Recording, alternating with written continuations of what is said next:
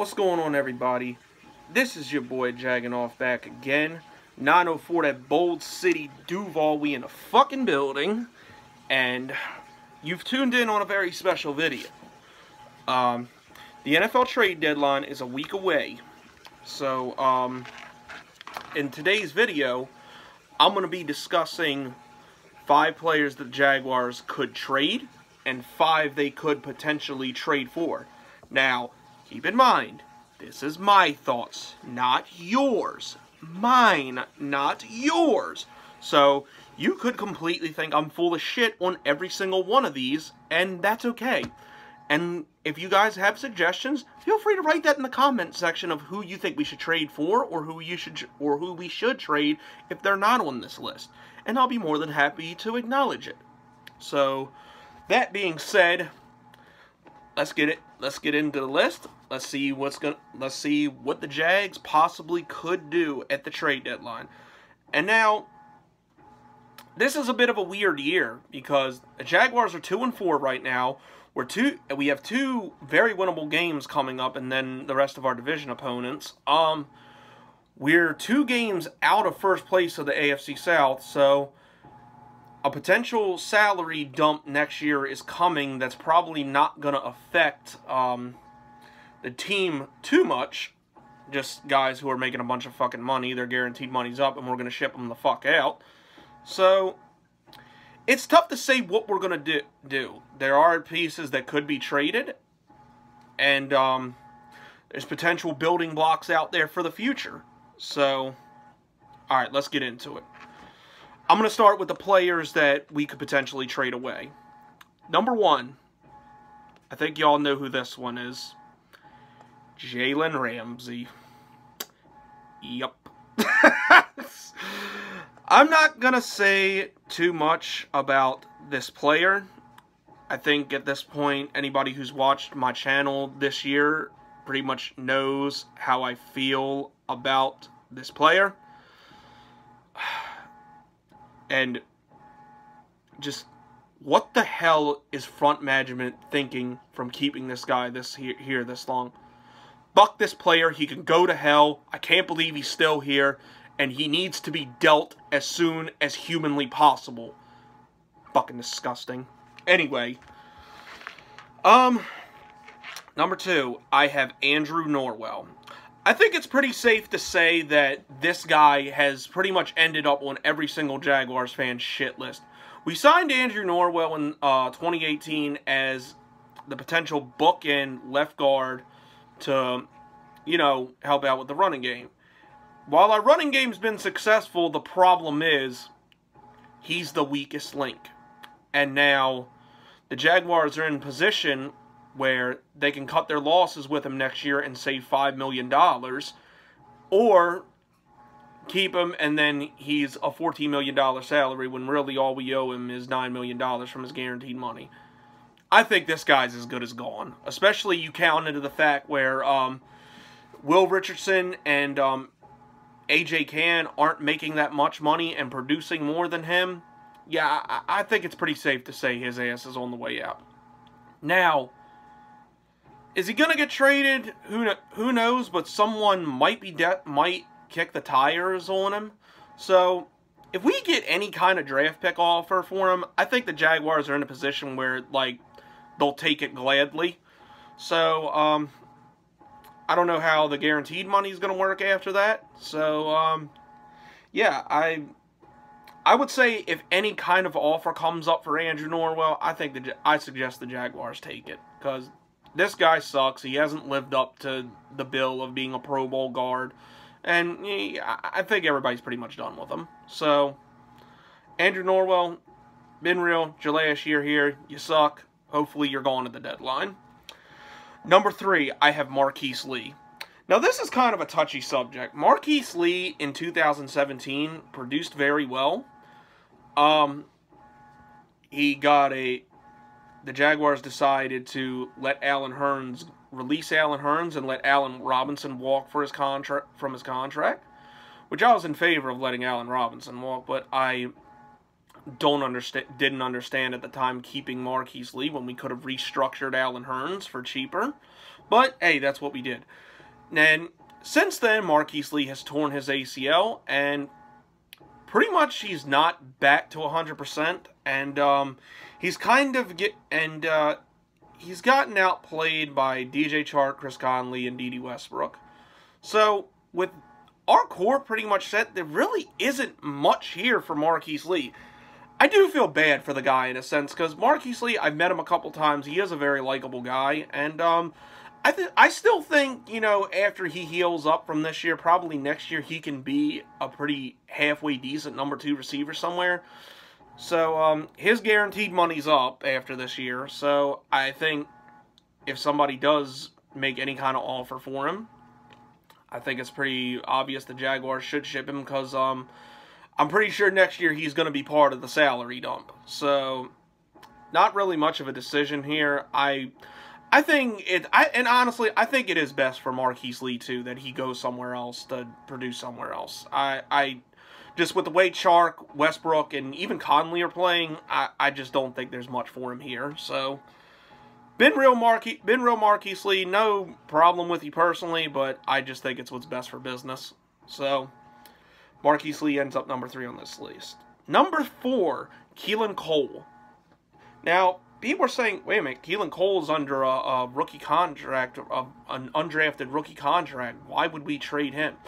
Well, the point is, he was undrafted. And with what we got, he's probably not coming back next year because this is the last year of his contract. So I think if we get any kind of draft pick for him, it's a win for us, because he's not going to be here. He's not going to be here anyway. You might as well get something for him. I think he's still young enough and still has some talent, because remember, what this guy did in 2017 was pretty special.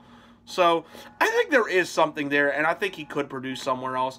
I would love to see him go somewhere else, somewhere like Seattle or Green Bay, just because, or Kansas City for that matter, because I think, you know, a quarterback like Russell Wilson, Aaron Rodgers, or Patrick Mahomes would be able to get the most out of him. Now, if you fuck up with those guys as your quarterback, chances are you're done. So, I think going to a place like that, especially since it's not going to cost too much to get him, I think that would be those would be good landing spots for Cole, and I think that would be a good thing for his career. Because, like I said, he's not going to get on the field much here. So, Keelan Cole, you're number 4, buddy. This one hurts. Number 5, I have Yannick Ngakoue. And the only other name I've seen thrown around is Leonard Fournette, but with 2 years left on his rookie contract, plus the franchise tag, and with what he's doing right now, it'd be pretty asinine to trade Leonard Fournette. So, I don't know why anybody would even suggest that, so I had to go with a guy who's one of my favorite players, definitely my favorite player on defense.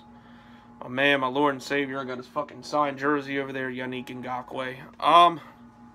Like I said, this one hurts. Ultimately, I do think after this year, no matter what happens with Jalen Ramsey, he at least comes back on a franchise tag next year. It's just a matter of if a long-term deal is going to get done. I think it will. I hope it does. But at the same time, if somebody's offering a first-round pick plus some extra stuff, I think the Jaguars would be hard-pressed not to take it for Ngakoue. Especially since you added the fact that we have Josh Allen and Calais Campbell for a little bit longer, and even guys like DeJuan Smoot are producing now. So, it would kill me to see him go. I hope he doesn't, but just for the sake of this list, I have to put him as a possibility. But I really don't think it's going to happen. I hope Yannick's here his whole fucking career. He's my favorite player. Fuck. But, anyway, that's the 5 who we would trade. Now, if we're going to be buyers at the deadline, who are we going to trade for? Number 1, I have Hayden Hurst and Zach Ertz. Now, I didn't put Tyler Eifert here because it's pretty much set in stone that, like, he's either going to go to the Patriots or the Saints, and there's never been a report linking him to the Jaguars. So these two guys were rumored to come here. I'll focus more on Hayden Hurst because I only think Zach Ertz is going to come if Jalen Ramsey's in the deal. If Jalen Ramsey's not going to Philly, chances are they're not going to trade Zach Ertz. But I'll focus on Hayden Hurst. Hayden Hurst was a first-round pick by the Baltimore Ravens, and he's kind of like Marquise Lee in the way. He got hurt, and Mark Andrews, another tight end that they drafted and is younger than Hurst, he stepped in and is now Baltimore's #1 guy. So Hurst is honestly a guy that does everything well. I think he'd fit in great here because let's be honest, we fucking are horrible at tight end right now. James O'Shaughnessy, who showed potential of being a #1 tight end, tore his ACL in the Carolina game. He's done for the year. Who knows how he's going to come back. Josh Oliver, our 3rd-round pick, who the fuck knows when he's going to play. And God only knows what's going to happen with Jeff Swain after he got killed in the Saints game. So basically, it's Ben Koyak, a mailman, and a grocery bagger as our tight ends. Not good. So I think our offense is severely lacking a tight end, and since Hayden Hurst is still on a rookie contract, he might not be that hard to pry away from Baltimore since they have Andrews and another guy, Kyle Boyle, that's pretty good for them. So I don't think he'd be that tough to pry away. So I think he's someone we should definitely consider. Is he a world beater? Probably not, but but I think he'd be a pretty solid option at tight end, and I think he could flourish in this offense and be Gardner Minshew's security blanket for the rest of the season. And just think, when Oliver and O'Shaughnessy get healthy next year, a position that's like a weakness for us could end up being a strength next year if we make the deal for Hayden Hurst. And the guys are under, and James O'Shaughnessy just resigned. Josh Oliver's under a rookie contract. Hayden Hurst is under a rookie contract. So these are guys not making a lot of money that would be here for a while. So getting a guy like Hurst makes a lot of sense. So I think I think no matter what, he's definitely someone we should target. Number 2, I have the Bungle brothers, AJ Green and Tyler Boyd. Now, I said in the video that we're pretty good at receivers, so why get one of them? Simple. An upgrade. Chris Conley's a decent number 2 receiver, but will that trend continue? We have a good number 1 in DJ Chark. We have a good slot guy in Zach Ertz. Tyler Boyd and AJ Green are potential number 1 receivers. So we would have 2 number 1 receivers and then D.D. Westbrook in the slot. AJ Green towards the end of his career, but I still think he can produce very well. I think he'd take some pressure off DJ Chark, and I think he'd be good. I think he'd be good here. It's just a matter of what it's going to cost. I personally would love Tyler Boyd even more. I think this guy, if he gets out of the shithole in Cincinnati, he's going to be a fucking great receiver. So I would think, giving them Conley, maybe Lee or Cole too, and maybe a pick would be worth it to get Tyler Boyd and sign him to a long-term deal. I think this guy's been severely overlooked in Cincinnati's offense, and I think once he gets out of that shithole, he's going to really flourish somewhere else. So I think he'd be great to have here. Number 3, I have Chris Harris Jr. Now, potentially, if the Jalen Ramsey trade goes through, we're going to need somebody, and the Legion of Broncos are trading off their players, so one guy in particular would be Chris Harris Jr. Now, it's not going to cost too much to keep him after it because he's on the back end of his career. He's a veteran, and I think he's a decent starting cornerback for a couple years until we figure that out. Him and AJ Boye can carry the load for a while. So, it probably won't cost too much to get him, so I think that'd be a good option. Number 4, I have Gerald McCoy, defensive tackle for the Carolina Panthers. Now, this one might puzzle some people a little bit, but McCoy's been in some trade rumors. He's only on a 1-year deal. Here's why I think it makes sense. It'll be good to have another run-stopping defensive tackle, and Marcel Darius is due to make $20 million next year. Now, he's potentially going to be cut and then re-signed again for less money, but if we piss Darius off by cutting him at first and not giving him his $20 million, he could fuck off somewhere else. So it might be good to have a backup plan in McCoy there if we if that's what we decide to do. McCoy probably won't cost too much after this. He's in the downward end of his career, and he could at least mend the defensive tackle spot for a while. And if Carolina is really willing to deal him, it's probably not going to cost. I'd say maybe at most a third-round pick. I wouldn't do that, but like if it's a little less, I think McCoy might be worth bringing in here. Number 5. You guys ready for this one? You're going to love it. Allen Robinson! I know that's shocking a lot of people, but let's look at Allen Robinson's contract situation. He's been pretty bad for the Bears. Like he signed a big deal, and he's since been relegated to a number 2 or number 3 receiver in Chicago.